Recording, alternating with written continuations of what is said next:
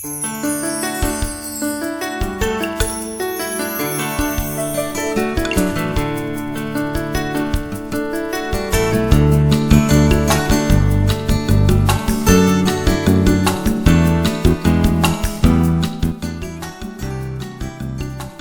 Krajinotvorná nádrž na toku Mušelec v katastrálním území Třanovice zvítězil v 9. ročníku soutěže Společné zařízení roku v kategorii protierozní a vodohospodářská opatření. Výstavbou krajinotvorné nádrže a souvisejících objektů na toku Mušelec došlo k významné obnově bývalého systému rybniční soustavy, která dle archivních snímků a dalších dostupných podkladů byla funkční až do období druhé světové války. Před samotnou prezentovanou realizací opatření se v území tehdejší zátoky rybníků nacházely náletové soustavy stromového patra různého druhového složení, zejména v zastoupení olše lepkavé a vrby dívy a rozmanitých keřových formací. Utvářejícím prvkem dotčeného území je potok Mušelec, intenzivně meandrující při přívalových strážkách a jarním tání s exponenciálně rostoucím průtokem způsobující rozsáhlé nátrže okolních svahů a značné povodňové škody na dolním toku. Myšlenka obnovy nádrží se i z těchto důvodů promítla do územního plánu.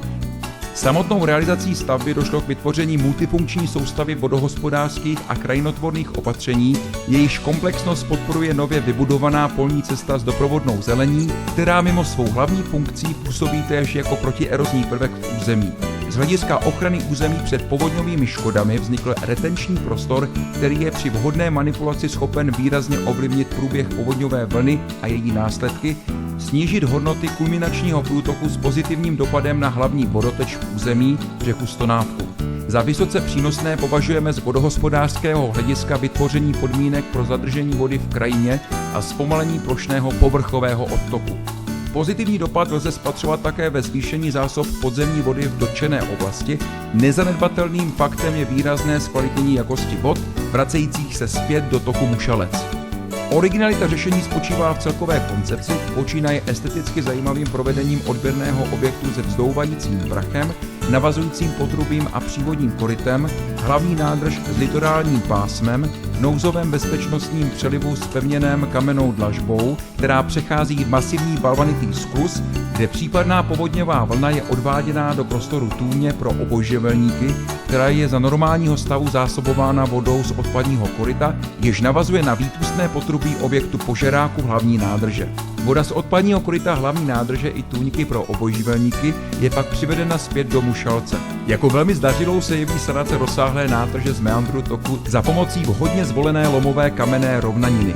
Lze konstatovat, že vzhledem ke skutečné ceně díla se podařilo realizovat takové komplexní opatření, které svým významem a polyfunkčností, reálným předpokladem dlouhodobého využití, vynaloženou částku mnohokráte převyšuje. Myšlenkou obnovy rybníku na Mušelci jsme se začali zabývat počátkem 90.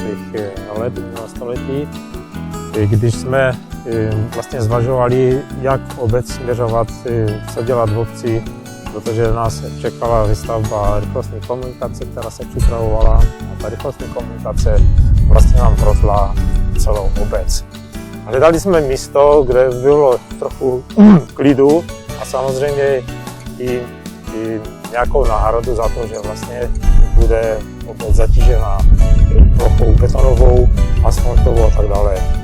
To místo se stalo teď takovým klidným, odpočinkovým a rádi tady chodí občané.